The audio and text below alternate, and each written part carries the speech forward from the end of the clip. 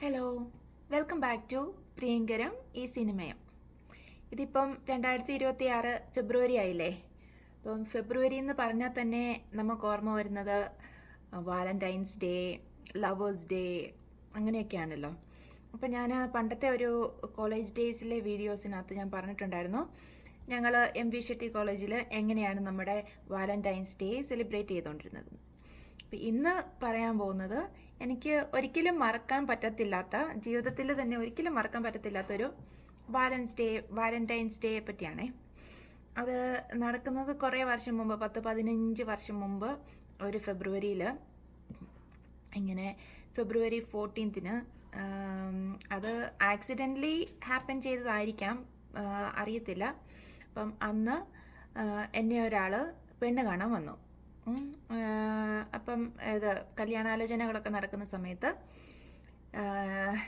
ഈ പറഞ്ഞ ഫെബ്രുവരി 14 ഒരാളെന്നെ പെണ്ണ് കാണാൻ വന്നു. ശരിക്കും പറഞ്ഞാൽ അത് ബ്രോക്കറൊക്കെ പറഞ്ഞ് അറേഞ്ച് ചെയ്തതാണ്. പക്ഷേ ഞാനതിന് മുന്നേ കണ്ട 2-3 പെണ്ണ് കാണൽ ചടങ്ങിനെ കഴിഞ്ഞും ഡിഫറെൻ്റ് ആയിട്ട് ഇത് വേറൊരു രീതിയിലുള്ള പെണ്ണ് കാണലായിരുന്നു. കാരണം ഈ ബ്രോക്കേഴ്സ് ഒക്കെ വഴി വരുന്ന പെണ്ണ് കാണൽ, അല്ലെങ്കിൽ ഇങ്ങനെ ഇത് മാരേജിൻ്റെ സംഭവത്തിനകത്തൊക്കെ പേരൻസും പിന്നെ ചെറുക്കനും ഒക്കെ വന്നാണല്ലോ പെണ്ണ് കാണുന്നത്. അപ്പം ഈ പ്രാവശ്യം ഈ ഒരു ഇതിൽ ചെറുക്കൻ്റെ ഒരു ഫ്രണ്ടും കൂടെയാണ് പെണ്ണ് കാണാൻ വന്നത്. അന്ന് ബ്രോക്കറും ഇല്ലായിരുന്നു, ബ്രോക്കർ വന്നില്ല. അപ്പം ചെറുക്കൻ്റെ ഒരു ഫ്രണ്ടും കൂടെ പെണ്ണ് കാണാൻ വന്നു. ഇഷ്ടപ്പെട്ടു, കുഴപ്പമൊന്നുമില്ലായിരുന്നു. എനിക്കും ഇഷ്ടപ്പെട്ടു. അത് കഴിഞ്ഞ് പിന്നെ ബ്രോക്കർ വഴി അവരും പറഞ്ഞു അവർക്കും ഇഷ്ടപ്പെട്ടു.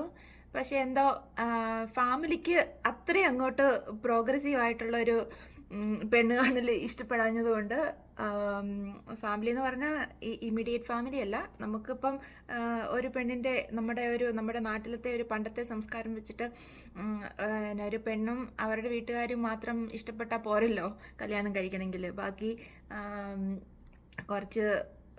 ബാക്കി ബന്ധുക്കളും ഈവൻ ചിലപ്പം നെയ്ബേഴ്സും കൂടെയൊക്കെ ഇഷ്ടപ്പെട്ടാലല്ലേ നമ്മുടെ കല്യാണമൊക്കെ ഫിക്സ് ആവത്തുള്ളൂ. അങ്ങനെയൊക്കെ അല്ലായിരുന്നു പണ്ടത്തെ കാലത്ത്.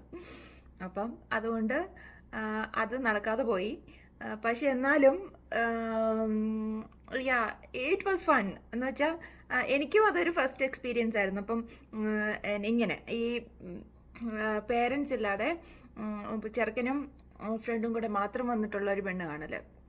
അപ്പം ആ സമയത്ത് ഞാനൊരു 3-4-5 പെണ്ണൊക്കെ കണ്ട്, ചെറുക്കനൊക്കെ കണ്ട് ഇങ്ങനെ നമ്മൾ എക്സ്പേർട്ടായിട്ടിരിക്കുകയല്ലേ. അപ്പം ആളെങ്ങോട്ട് ചോദിച്ചു എത്രാമത്തെ പെണ്ണ് കാണലാന്ന് ചോദിച്ചു. അപ്പം ഞാൻ പറഞ്ഞ കുറച്ച് അത്യാവശ്യം എക്സ്പീരിയൻസ് ഒക്കെ ആയി. അതുപോലത്തെ നമ്മുടെ ഈ IELTS മോക്ക് ടെസ്റ്റിന് പോയി കോൺഫിഡൻ്റ് ആയിട്ടിരിക്കുന്ന പോലെയായിരുന്നു നമ്മൾ ഇതിന് പെണ്ണ് കാണൽ ചടങ്ങിന് നമ്മൾ നിന്നത്. പക്ഷേ വൈബൊക്കെ സെയിം ആയിരുന്നു, വൈബൊക്കെ ഓക്കെ ആയിരുന്നു. ബട്ട് ചില ഈ പറഞ്ഞ കാരണങ്ങളൊക്കെ കൊണ്ട് അത് നടക്കാതെ പോയി. ബട്ട് സ്റ്റിൽ അതൊരു ഓർമ്മയാണ്. അത് ഫെബ്രുവരി 14 വന്നതുകൊണ്ടാണ് അത് ഓർക്കുന്നത്, അല്ലെങ്കിൽ ആളുടെ മുഖമൊന്നും ഓർക്കുന്നില്ല.